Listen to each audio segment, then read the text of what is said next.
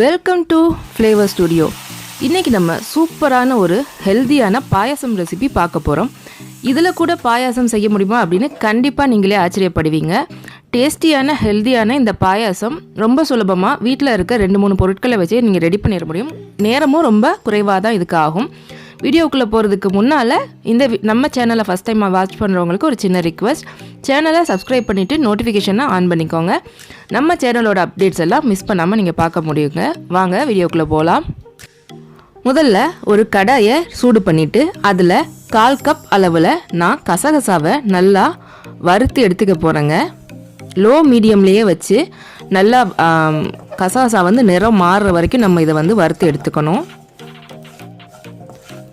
கசகசா சட்டுன்னு கருக ஆரம்பிச்சிடும். அதனால கவனமாக நீங்கள் மிக்ஸ் பண்ணி விட்டுக்கிட்டே இருங்க. நெருப்பை எவ்வளோ குறைவாக வைக்க முடியுமோ அவ்வளோ குறைவாக வச்சு இந்த மாதிரி கசகசா கலர் மாறுற வரைக்கும் நல்லா வறுத்து எடுத்துக்கலாங்க. இப்போது கசகசா நல்லா வறுத்தாச்சு. இதை ஒரு மிக்ஸி ஜாரில் சேர்த்துடுறேன்.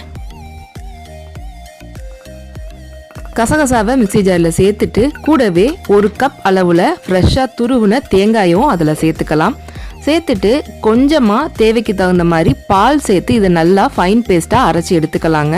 பால் வேணான்னா நீங்கள் தண்ணி கூட சேர்த்து அரைச்சிக்கலாம். இந்த மாதிரி திக் பேஸ்ட்டாக அரைச்சி எடுத்துக்கோங்க. அடுப்பில் ஒரு கடாய் வச்சுட்டு அதில் 1 கப் அளவில் தண்ணி சேர்த்துக்கலாங்க. தண்ணி கொதித்து வர போகும்போது அதில் ஒரு முழு அச்சு வெல்லம் இந்த மாதிரி பொடியாக நான் இடித்து எடுத்து வச்சுருக்கேன், அதையும் சேர்த்துக்கலாம். சேர்த்துட்டு வெல்லம் நல்லா கரைகிற வரைக்கும் கொதிக்க விடுங்க. நான் இந்த வாட்டி வாங்கின வெல்லம் அவ்வளோவா எந்த ஒரு கசடும் இல்லாமல் நல்லா சுத்தமாகவே இருக்குதுங்க. அதனால நான் இன்றைக்கி வடிகட்டி எடுக்க போகிறதில்ல. இன்கேஸ் நீங்கள் வாங்குகிற வெல்லம் கசடுகள் இருக்குது அப்படின்னா முதல்ல வெல்லத்தை கரைச்சி வடிகட்டிட்டு அதுக்கப்புறமா காய்ச்சிக்கோங்க. இப்போ பார்த்திங்கன்னா வெல்லம் நல்லா கரைஞ்சி வந்துருச்சு. இந்த ஸ்டேஜில் நம்ம அரைச்சி எடுத்து வச்சோம் இல்லையா, கசகசாவும் தேங்காய் பூவும் சேர்த்து அந்த விழுதை இந்த வெள்ளைப்பாகில் சேர்த்துட்டு கொஞ்சமாக தண்ணியும் அதில் சேர்த்துக்கலாம். ஜஸ்ட் அந்த மிக்சர் ஜாரை அலசின தண்ணியை மட்டும்தான் நான் சேர்த்துருக்கேன். எக்ஸ்ட்ராவாக வேறு அதிக தண்ணி எதுவும் சேர்க்கலை. இன்கேஸ் உங்களுக்கு வீட்டில் வெல்லம் இல்லை அப்படின்னா வீட்டில் என்ன சுகர் அவைலபிளாக இருக்கோ, நாட்டு சர்க்கரையோ இல்லை கருப்பட்டியோ நார்மல் ஒயிட் சுகரோ எது வேணாலும் நீங்கள் யூஸ் பண்ணி இந்த பாயாசம் ரெடி பண்ணிக்க முடியுங்க.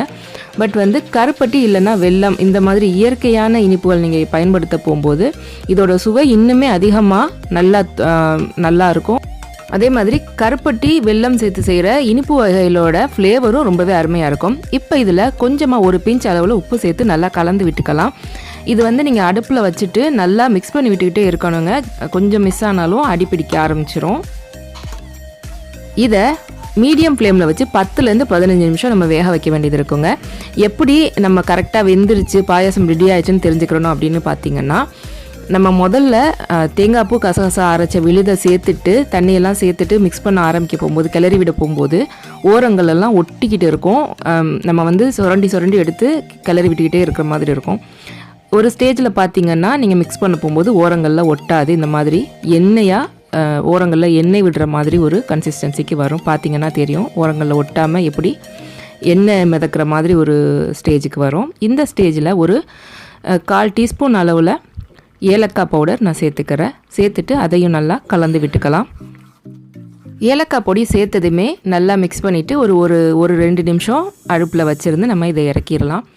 இது கொதிக்க போகும்போதே பார்த்திங்கன்னா வீடு ஃபுல்லாக அவ்வளோ கம்மன்னு வாசனையாக சூப்பராக இருக்குங்க. இப்போது தாளிப்பு கரண்டியில் 2 டேபிள் ஸ்பூன் அளவில் நெய் சேர்த்துக்கலாம். நெய் சேர்த்து சூடு பண்ணிக்கலாம். சூடு பண்ணிவிட்டு கொஞ்சமாக பாதாம் முந்திரி சின்னதாக கட் பண்ணி எடுத்து அதை தாளித்து எடுத்துக்கலாம். உங்கள்கிட்ட கிஸ்மிஸ் இருந்தால் கூட அது கூட சேர்த்துக்கலாம். நான் இன்றைக்கி பாதாமும் முந்திரியும் மட்டும்தான் சேர்த்துருக்கேன். இது நல்லா கோல்டன் ப்ரௌன் ஆகுற வரைக்கும் நல்லா இந்த மாதிரி வறுத்து எடுத்துட்டு நம்ம ரெடியாக வச்சுருக்க பாயாசத்தில் இதை சேர்த்துடலாம். இந்த மாதிரி சேர்த்துட்டு நல்லா கலந்து விட்டுட்டு நம்ம இதை சூடாக சர்வ் பண்ணலாம். அப்படி இல்லைன்னா இதை கொஞ்சம் நேரம் ஃப்ரிட்ஜில் வச்சுட்டு சில்லாக கூட நீங்கள் சர்வ் பண்ணலாம். கண்டிப்பாக நீங்கள் எல்லோரும் ஒரு வாட்டி ட்ரை பண்ணியே பார்க்க வேண்டிய ஒரு பாயாசம் ரெசிபிங்க இது. அவ்வளோ டேஸ்ட்டாக ரொம்பவே நல்லா இருந்தது. உங்களுக்கு இந்த வீடியோ பிடிச்சிருந்ததுன்னா லைக் பண்ணுங்கள். இந்த பாயாசம் ட்ரை பண்ணிங்க அப்படின்னா எப்படி இருந்ததுங்கிறத கமெண்ட் செக்ஷனில் கூட ஷேர் பண்ணிக்கோங்க. சீக்கிரமே இன்னொரு ஈஸியான இன்ட்ரெஸ்டிங்கான ரெசிபியோடு உங்களை நான் சந்திக்கிறேன். அது வரைக்கும் take care, bye bye. Thanks for வாட்சிங்.